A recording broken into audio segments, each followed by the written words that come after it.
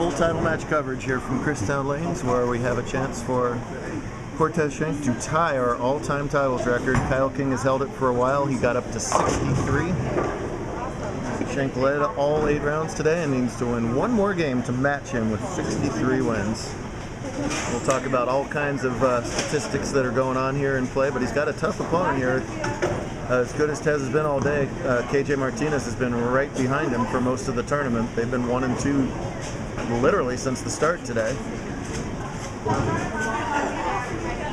And KJ's got a good look on this pair as he's just got done shooting 268 in the previous match, hooks it at the 245 and covers it to mark in the first. KJ with an excellent career himself, 12 career JBT titles, won back-to-back, scratch last season at Camino Seco. So no slouch himself. Bye, Abby. See you at main event.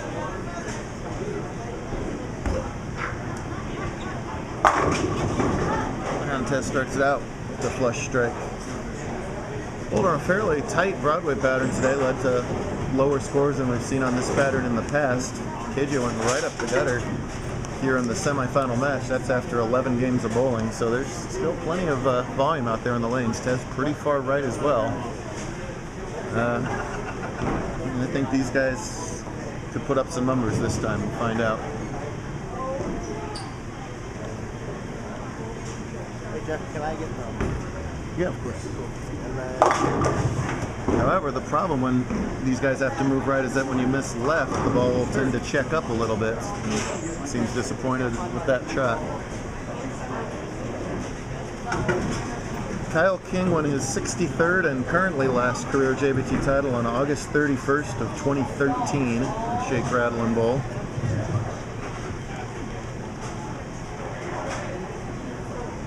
Cortez won his very first win January 8th, 2011, out in Roswell as a handicap division bowler as he whiffs that spare. So Cortez has won these 62 career titles in just a hair under 5 years. King's first title came way back, I mean way back, on May 4th of 2003, so it took him 10 years to get to 63. It's taken Tez 5 years to get to 62, so a much more rapid pace here. The most rapid winner of all time that'll never be touched was Andrew Kane, as he won 21 titles back when we only had one conference. I believe he won roughly 21 out of 60 tournaments that he bowled in. No one will touch that. Buttriff, actually, Jacob Buttriff won 30 titles in a fairly short time span JBT career as well. We're all talking prolific names here, but KJ would like me to have to repeat all this next week or next month or whenever Tez's next title match is, and right now he's got a 12-pin lead which he can turn into 22, but won't. As the two things they can't do is pipe it too fast to the right. We've seen a lot of washouts or check up. It's a funny little hang. It's like they're playing the hang, but there's not a lot of misroom on either side, it doesn't look like. Interesting. More than capable of making this washout. And, oh! Rotten break there as he wraps around it. I hate that. Bad break, and that bad break ties up the match here.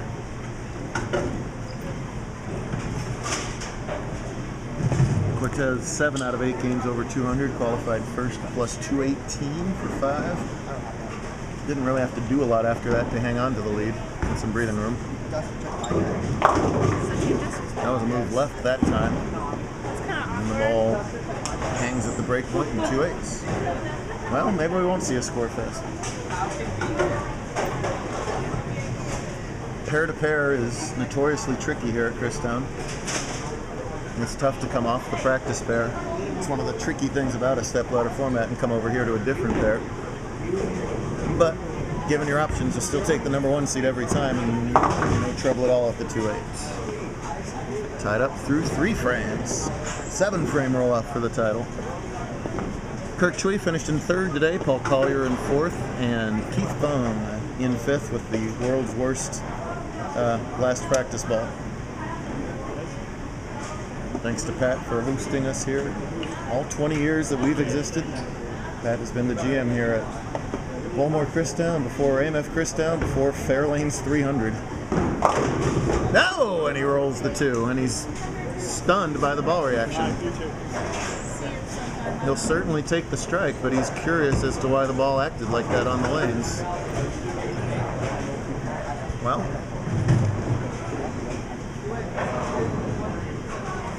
KJ knows what to do. It's just a matter of execution here in this pattern. Justin took my dice now. Oh, jeez. Just watching KJ's ball reaction, that's just a really bad shot right there. Tug that a ton. KJ would have, Tez would have liked to have gotten a better read off that, but you just gotta ignore that one because that was not his best effort of the day. Qualified at plus 150, 230 on the dot for 5. Didn't do a lot in the semis at all. 170, 180, 180. That was still enough to hang on to the number 2 seed. They were far clear of the rest of the field today.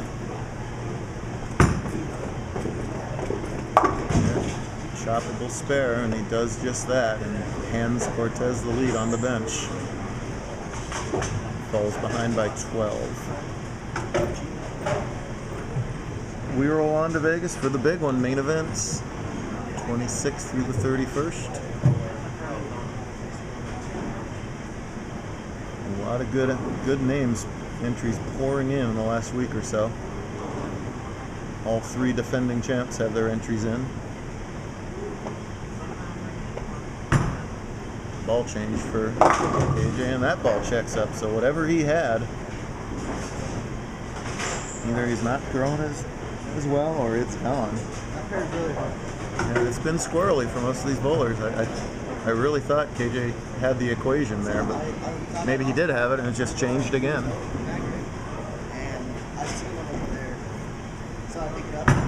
He'll get the spare, which he'll get this time. All right. Well, he's in this position 62 others have been in over the years, just praying that Cortez doesn't come up here and flush a double and get ahead of him really quick. Tez likes to bowl fast, so when he does double, it can be so brutally quick, and all of a sudden you find everything. But that ball wiggles at the break point as well, so he's gone 2-8, rolled a 2-pin, and now then another 2-pin, and the body language tells the story there. And before those 3 2-pin combos, he had the ball check up in 3-6. So whoever wins this one is going to earn it on this pair, apparently. Tez will play it off the strike. But you see how, obviously he played that to hook more with the 2-pin. You saw how early that grab. It seems like if they miss any left from where they are, the ball is going to want to check early. That's a recipe for low scores, actually. KJ's 268 now looking like a anomaly compared to what else is going on out there.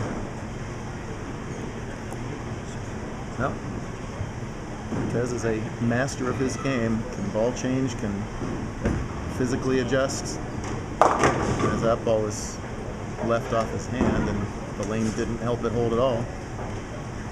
Tez kind of has a series of motions that he does, and that's the frustrated one right there. Well, if anybody's going to figure it out, Tez will.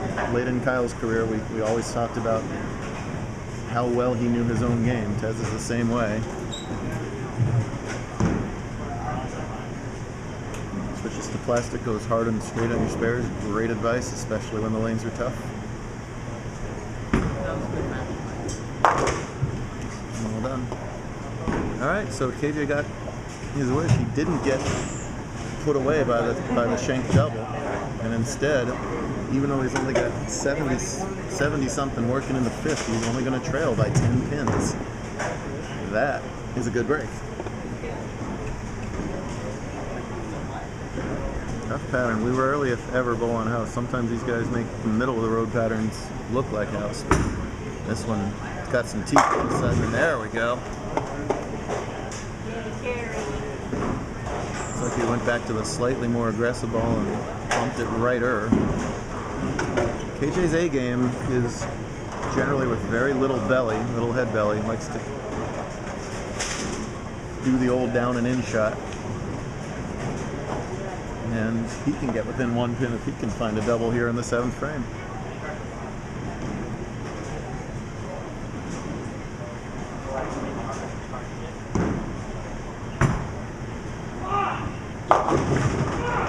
Wow. KJ loved that off his hand. You rarely hear that much intensity from him. And the reverse emotion as he gets the worst possible result. Boy, that checked way more than he thought he would. It's important to get the 2, even though he's frustrated, which he does, but now finds himself with only 3 frames to go, down by 22. Wow. And he's got to figure out what to do in the 9th frame the next time he's up on that lane, because he loved it and got a bad result. I think this match doesn't mean something to these guys. These guys are schoolmates, occasional classmates. To have 2 bowlers this great come out of the same school is just amazing. Kind of appropriate that they're playing each other for this little piece of history. So if Tez does win, we're a long way from that. What a chance to set the all-time record by winning main events. I guarantee you that would be sweet to him. Extend to 32 here with the strike in the 8th. I think at this point you just relax and throw the ball and just pure it. Kind of like that. That's what KJ didn't want to see last time, and certainly didn't want to see that time either. It's just so quick when he doubles. It looks like everybody's struggling, and then bang, turn your head, bang. Strike, strike. KJ can only max out the 194. Tez is on a 195 pace, so suddenly it is time to X and whops. And when you get a little bit frustrated and you're fishing around, sometimes that can happen. For one of the most laid-back guys on tour, there's a seething cauldron of anger right now.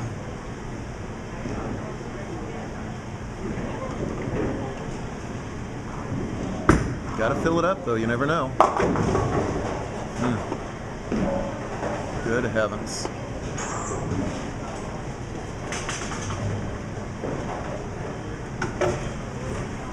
Boy, oh boy, the complexion of this changed here as it's 112 through 8. The best he can do is 172.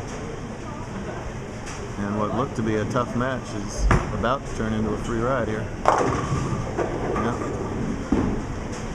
Just that 7th frame just took all the wind out of him. I haven't heard him go, come on, in the middle of a match, ever, maybe? And he was just so deflated when that split that it just ended the match right there early.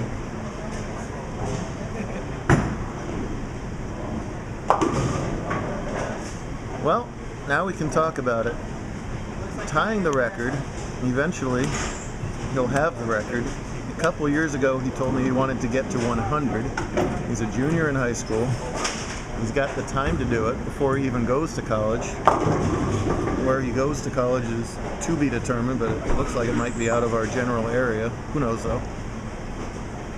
So, yeah, we'll just have to see what happens. I've said it before and I'll say it again. You could be looking at the best bowler ever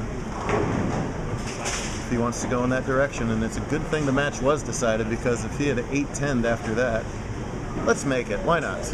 Now he's going to try and find the strike line.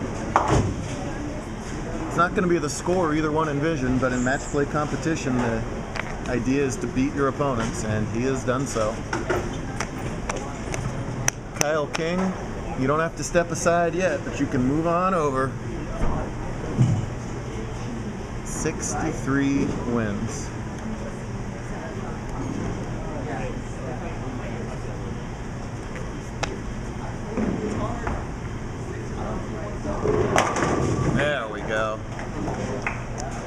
all-time records here on the website. You'll see that 2 will disappear from Cortez. Stephen Black at 42, Cameron 38, BJ Baker 36, Buttress at 32, all great names. Chris George 25. We got to update that to Derek to 26. Ben on tour 23. Andrew made the TV show today at 22. The great Wesley Lowe, and so on and so on. A lot of great names. This guy stands tied at the top. And a 180 is going to be enough to get the job done.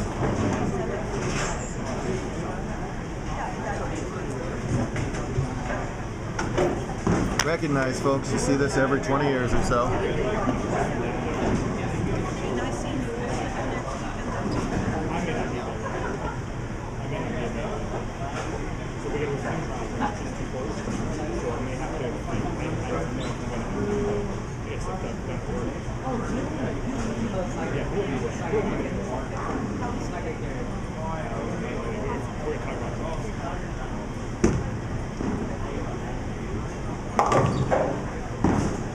History.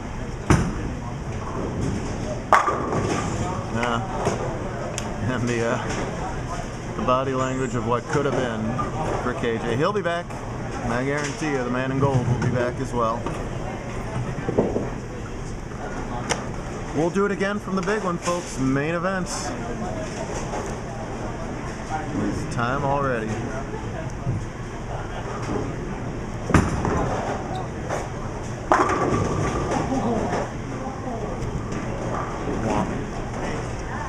Thank you.